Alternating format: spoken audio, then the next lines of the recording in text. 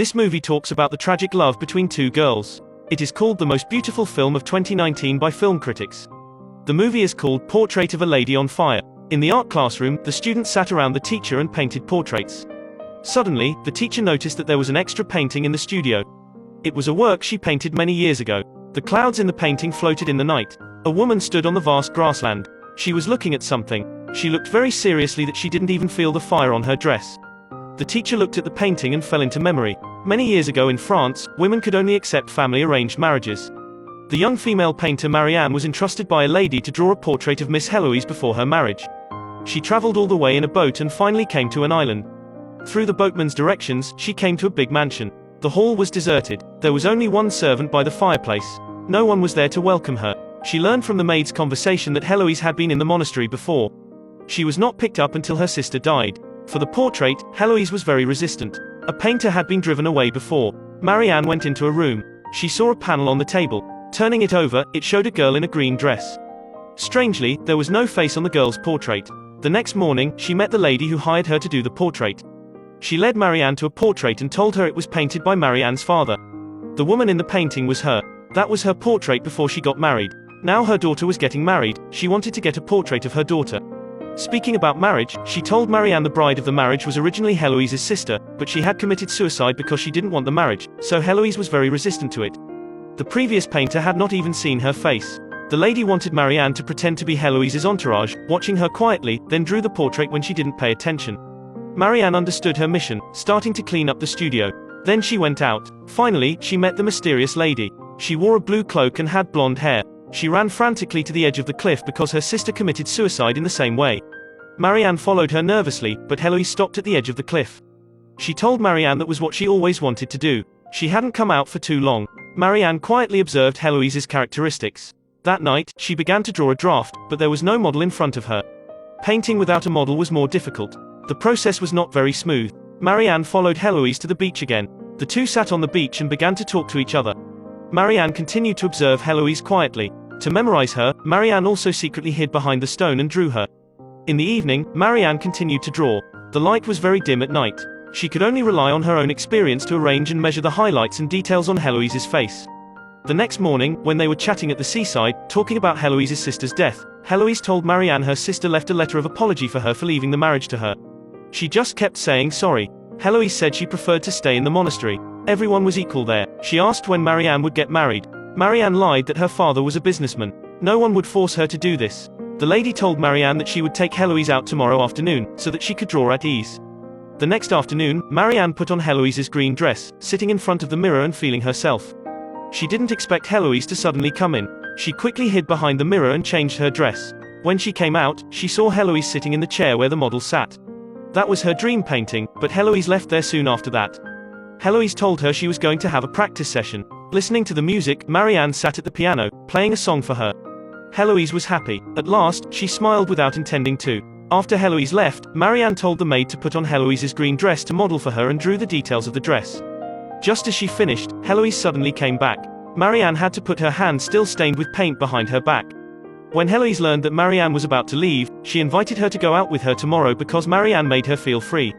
That night, Marianne told the lady the portrait had been completed, but she wanted Heloise to see the portrait first and told her the truth by herself. By the sea, she told Heloise who she really was and why she was here. Sure enough, Heloise was angry. Sad and lost, she took off her coat, running into the sea. Marianne took Heloise to see her work, but Heloise was very dissatisfied with the portrait. She looked at herself smiling in the portrait, saying the portrait had no soul at all, severely criticizing the painting. For a painter, this was undoubtedly the biggest humiliation. Before the lady came, Marianne wiped the face of the portrait and promised that she would draw a better portrait. The lady didn't think it was up to her, so she asked Marianne to leave. Heloise told her to stay and agreed to be a model for her. The lady had to agree. She said she was leaving for 5 days, be sure to finish the portrait when she came back. With a model, Marianne officially began her work. That night, Marianne suffered from abdominal pain during her physiological period. The maid prepared a cloth for her to warm her stomach. She was surprised to learn that the maid was pregnant but didn't want it at that time. Marianne and Heloise started trying to abort the maid. They thought of some methods, such as running, eating herbs and so on. They got along very well, not like a master and a servant, but like sisters. Marianne and Heloise talked to each other that night. Heloise asked her what love was like. Marianne just told Heloise that it was indescribable. When Heloise fell asleep, Marianne painted Heloise's sleeping face, starting another portrait. Marianne was always dissatisfied with her paintings because Heloise never smiled. After a long time observing, Marianne saw through Heloise. She thought she was in the perspective of an observer, knowing everything about Heloise, but Heloise called her to her side, letting Marianne look at the painter's position from her perspective. It turned out that when she was observing Heloise, Heloise was watching her, too. After living under a roof, they developed passionate feelings for each other, but both restrained, going back to their places and continuing the portrait. A few days passed, the miss, the painter and the maid, the three got along more and more harmoniously. They played cards together. Sometimes, the maid embroidered while the miss was cooking. They were like friends who had known each other for years. One night, Heloise took out a book that she lent her when Marianne first came here. It was the story of Orpheus and Eurydice, a book of love. Orpheus's musical talent was extraordinary. His playing made wood and stone sad. At the same time, he and his lover were also deeply in love with each other. At the wedding banquet, Eurydice was bitten by a poisonous snake and died. The infatuated Orpheus rushed into hell to move Hades with the sound of the piano. Eurydice was alive again. Orpheus was told not to look back before he left hell. The dark road was coming to an end. Orpheus couldn't feel his lover behind him. He turned around to make sure Eurydice followed him. This action made Eurydice fall back into the bottomless abyss of the underworld. The maid was very angry at the ending. She thought the last turn back was unnecessary. Marianne thought turning back was his choice. He wanted to remember what his lover looked like at the moment. Heloise thought it might be his lover's call that made him turn back. It was her choice. Later that night, the three came to a bonfire party. Marianne and Heloise looked at each other across the campfire. In their world, there was no one but each other. Heloise looked at Marianne deeply. She didn't even notice that her dress was lit by the fire. Strong feelings finally ignited. They couldn't deny it. They came to the beach and kissed each other. At night, when Marianne came to Heloise's room to see her, there was an illusion.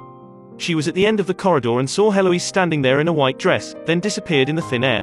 The next morning, Marianne continued to draw Heloise's portrait.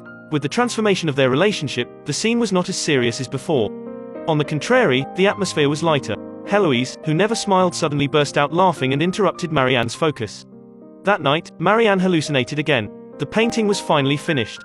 Both were very satisfied, but the completion of the painting also meant that Marianne was leaving and Heloise was getting married. This recognition made the two girls, who were relaxed and happy before, instantly freeze. Heloise was very angry, but they all knew there was no way to change it. Heloise cried and questioned Marianne, "Do you want to leave at all?" Facing the questioning of her lover, Marianne told her honestly what she had thought, but she also knew she couldn't ask her lover for something so selfish. Heloise left disappointed. The vibrant flowers on the table turned dry. Heloise's mother would be back tomorrow. Marianne and Heloise only had one day left with each other. Marianne hurried to the beach, following her heart. In the sound of surging waves, she held her lover tightly. The two returned to the portrait, finishing the last modification. Fate came from this painting. Marianne painted a portrait of Heloise, framing it respectively, and brought it with her as a souvenir. She also put her own portrait on page 28 of the book that she gave Heloise. That night, they lied face to face, recalling every bit since they met until they fell asleep. Early the next morning, Heloise's mother came back. She was very satisfied with the painting, paying Marianne for the portrait. Then she took the portrait away. Marianne should officially leave, too. When she left, she saw Heloise wearing a white dress, standing in front of her. That was what she saw when she hallucinated. She gave Heloise a quick hug. She left without looking back. Just before she went out, Heloise stopped her. Marianne looked back. She saw Heloise wearing a wedding dress, standing in front of her. Marianne at this time was just like Orpheus. She knew she shouldn't, but she turned back without hesitation to memorize what her lover looked like in a wedding dress. Just like the two answered that night, it was all their choice. A few years later, Marianne became an art teacher. She published a painting in the name of her father, according to the theme of the book. She saw a portrait of Heloise at the exhibition. Her face was cold. In her hand was the book given to her by Marianne. The book opened on page 28. Marianne smiled. She knew that neither of them had forgotten each other. The last reunion was at a concert. She saw Heloise from a distance, but Heloise didn't see her. The piece of music in the concert was the one Marianne played for Heloise before. Heloise was very excited. She seemed to recall their memories. She cried while smiling, tears streaming down her face. That was the end of the film. I think, no matter what kind of love, it should also be respected. I love you not because you're a boy or a girl, just because you are the one for me.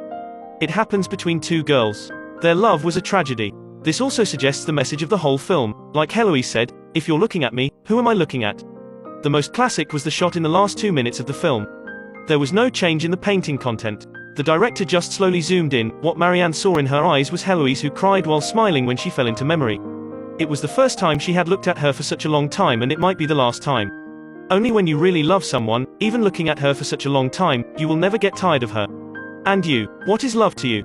That's all for today. I'm Harry. I'll see you next time.